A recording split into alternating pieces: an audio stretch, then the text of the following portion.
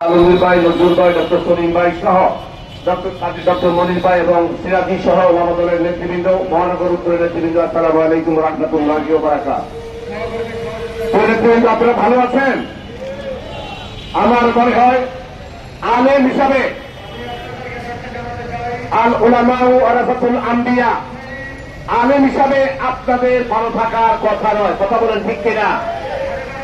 কারণ বিগত স্বৈর শাসকের সময়ে আমরা দেখেছিলাম একটা পর্যায়ে যখন 70টা মসজিদের মিম্বর থেকে ওলামায়ে কেরাম যখন স্বৈর শাসকের অপকর্মের কথা কোরআন সুন্নাহ দিয়ে ব্যাখ্যা করছিল, তখন মসজিদে ইমাম সাহেবের পিছনে বিবিএসপি এনএসআই দিয়ে কি বক্তব্য দিবে সেই বক্তব্য সাজিয়ে দেওয়ার পায়তারা করে সেখানে রোগ লাগিয়ে রেখেছিলেন খুনিয়াসিরা এবং তার দোষরা। কথা বলেন ঠিক কিনা?